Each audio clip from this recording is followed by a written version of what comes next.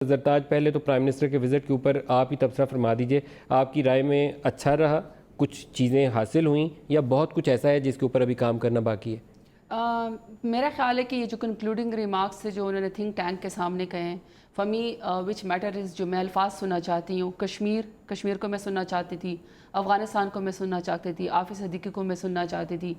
70,000 لوگوں کی ہم لوگوں نے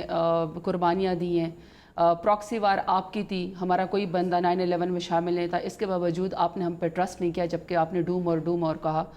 لیکن اب جو ہم چاہتے ہیں، ہم آپ سے یہ چاہتے ہیں کہ ہم آپ سے ایکویلٹی، سیلف رسپیکٹ اور ڈگنیٹی کی بنیاد کے اوپر، ٹریڈ کی بنیاد کے اوپر ہمیں ایڈ نہیں چاہیے۔ ہم لوگوں نے آپ سے تجارت کرنی ہے، ہمیں چاہے آپ امیر ہوں اور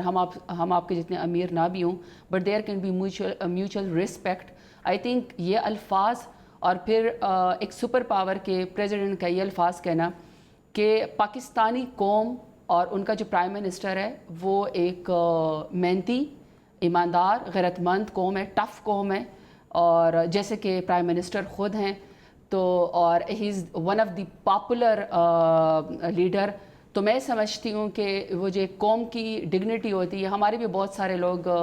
جاننے والے رہتے ہیں، انہوں نے خود ہمیں فون کر کے یہ کہا ہے کہ پہلی دفعہ ہمیں ایسا فیل ہوا ہے کہ ہم کسی غلام قوم کے نہیں ہیں، ہم کسی جھکے ہوئے قوم کے لوگ نہیں ہیں، ایک کریڈیبل اور ایک ڈائنامک لیڈر کے کھڑے ہو کے جب پاکستان کے جھنڈا لہرایا گیا اور پاکستان کا ترانہ بھی پڑھا گیا، پاکستان زندہ باد کے نعرے بھی لگائے گئے، تو آنکھوں میں لٹرلی فٹ بال ارینا کے اندر آنسو تھے، اور فیل ہو رہا تھا کہ ہم کتنے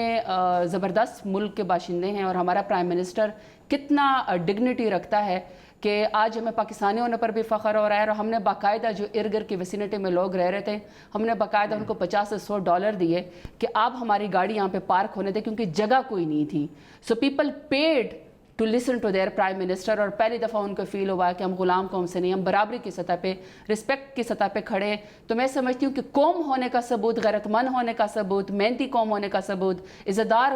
قوم ہونے کا ثبوت، یہ الفاظ، اور مجھے لگتا ہے میں اگر اسیس کرنا چاہوں تو مجھے لگتا ہے کہ جیسے جو مطلب خدا نخواستہ یا ایک کشمیر کا ایشو جو بالکل ڈیڈ ہو گیا تھا، جو کہ ڈیڈ نہیں ہونا چاہیے تھا، کشمیر کو جس طریقے سے اجاگر کیا گیا، میں سمجھتی ہوں کہ the whole world is now talking about Kashmir, میں سمجھتی ہوں کہ یہ ہمارے لیے بہت بڑی اچیومنٹ ہے۔